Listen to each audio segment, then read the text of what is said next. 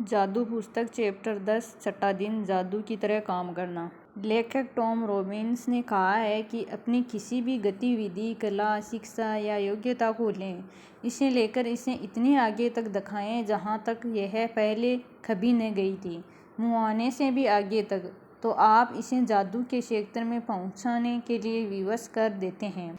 ऐसा कैसे हो सकता है कि एक व्यक्ति जो घोर गरीबी में पैदा होता है, शून्य से शुरुआत करता है और जिसके पास बहुत कम शिक्षा होती है, वह आगे चलकर राष्ट्रपति या मशहूर हस्ती बन जाता है या कारोबारी साम्राज्य खड़ा करके संसार के सबसे अमीर लोगों में से एक बन जाता है? और ऐसा क्यों होता है कि दो लोग एक ही कैरियर में शुरुआत करते हैं, लेकिन एक का कैरियर सफलता की बुलंदियों को छू लेता है, जबकि दूसरा व्यक्ति काम करके निढल हो जाता है, लेकिन जी तोड़ कोशिशों के बावजूद सफल नहीं हो पाता? सफलता यह कोई हुई कड़ी है कृतज्ञता, क्योंकि आकर्षण के नियम के अनुसार आपको उस चीज के लिए कृतज्ञ होना पड़ता है जिसकी बदौलत सफलता आपकी ओर आकर्षित होती है। इसलिए कृतज्ञता के बगैर स्थायी सफलता पाना असंभव है। यदि आप सफलता पाना चाहते हैं या अपनी नौकरी या कारोबार में अवसर, प्रमोशन, धन, जबरदस्त विचार, प्रेरणा और प्रशस्ति जैसी अच्छी चीजों को बढ़ाना चाहते हैं, तो अपनी नौकरी या कारोबार के लिए कृतज्ञ होना अनिवार्य है। आप में से जितनी अधिक कृतज्ञता होती है, कृतज्ञ होने के लिए आपके पास उतनी ही अधिक चीज़ें आ जाएगी। और अब तक आपको यह समझ आ चुका होगा कि अपने जीवन में किसी चीज़ को बढ़ाने के लिए आपको उसके लिए कृतज्ञ होना पड़ता है जो आपके पास पहले से ही है। जिसके भी पास कृतज्ञता नौकरी या कारोबार के लिए है, उसे अधिक दिया जाएगा और वह समृद्ध होगा। जिसके भी पास कृतज्ञता नौकरी या कारोबार के लिए नहीं है, उसके पास जो है वह सब भी उसे ले लिया जाएगा। जब आप अपने कारोबार के लिए कृतज्ञ होते हैं तो आप खुद से ही अपने काम में अधिकतम मेहनत करेंगे, और जब आप अपने काम में अधिकतम मेहनत करते हैं तो अपने और आने वाले धन तथा सफलता को बढ़ा लेंगे।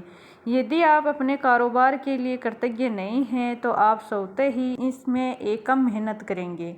इस तरह जब आप कम देते हैं तो आपको मिलता भी कम है और आपकी ओर आने वाली चीज़ें भी कम हो जाती हैं। फलस्वरूप आप अपने कामकाज से कभी खुश नहीं होंगे, कभी अनिवार्य से अधिक योगदान नहीं देंगे, जिससे आपकी नौकरी या कारोबार ठहर जाएगा और अंततः आपका हवास होगा, जिसका अर्थ है कि आपकी नौकरी जा भी सकती है। याद रखिए, जिसमें कृतज्ञता नहीं है उसके पास से वह भी ले लिया जाएगा जो उसके पास है। आप कृतज्ञता की जितनी मात्रा देते हैं उसी अनुपात में आपको प्रतिफल मिलता है।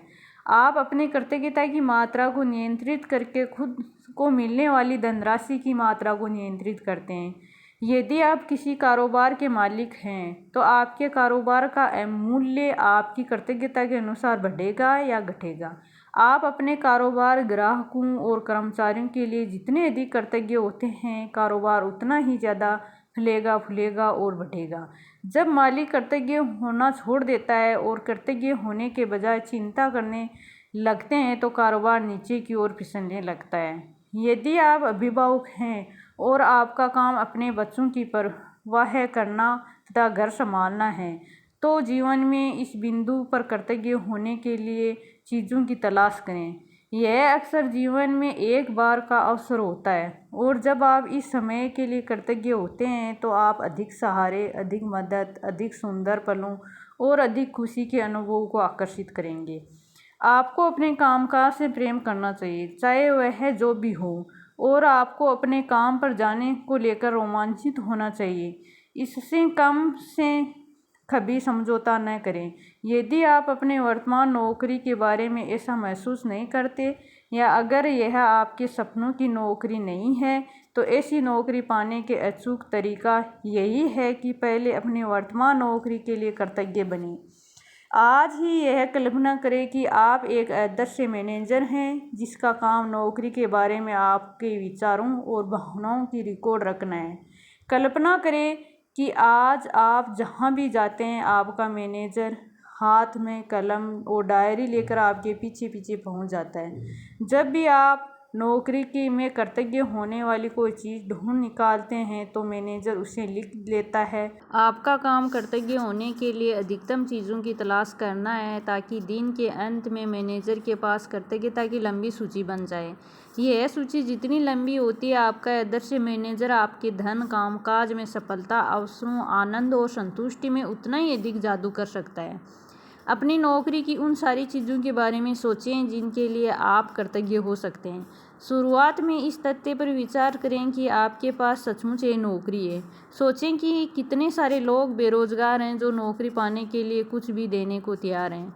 सोचें कि आप समय बचाने में कितने सारे उपकरणों का इस्तेमाल करते हैं, जैसे फ़ोन, प्रिंटर, इंटरनेट और कंप्यूटर।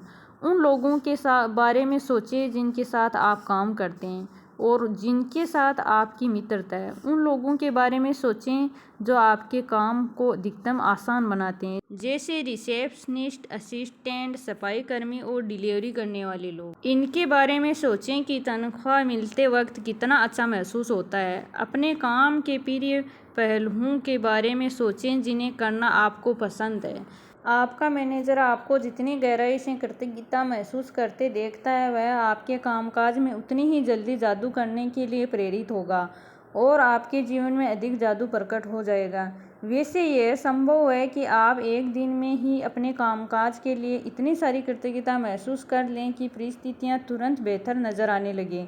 याद रहे, खुशकिस्मती के अवसर संयोग से नहीं मिलते, वे तो सिर्फ जादुई शक्ति के कार्य हैं। यदि यह जादू की तरह काम करना अभ्यास किसी वीकेंड पर या उस दिन पड़ता हो जब आप नौकरी पर नहीं जाते, तो अगले दिन के अभ्यास पर जाएं और फिर जिस भी दिन आप दोबारा नौकरी पर जाएं उसी दिन इस जादुई अभ्यास पर लौटें। जादुई अभ्यास क्रमांक 6, जादू की तरह काम करना। नंबर 1, अपने नियामतें गिनें। 10 नियामतों की सूची बनाएं के लिए 1 से 3 तक के कदम दोहराएं। लिखें कि आप क्यों कृतज्ञ हैं। अपनी सूची दोबारा पढ़ें और हर नियामत के अंत में कहें धन्यवाद, धन्यवाद, धन्यवाद। उस नियामत के लिए अधिकतम कृतज्ञता महसूस करें।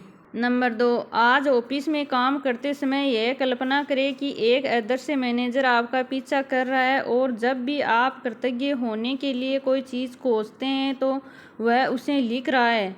आज आपका काम अपनी नौकरी में ज़्यादा से ज़्यादा चीज़ों की तलाश करना है जिनके लिए आप कृतज्ञता महसूस कर सकें। नंबर 3, जब भी आप कृतज्ञ होने के लिए कोई चीज़ खोजें तो यह कहकर अपने मैनेजर से उसे लिखवा लें कि मैं किसके लिए बहुत कृतज्ञ हूँ। फिर ज़्यादा से ज़्यादा कृतज्ञता महसूस करें।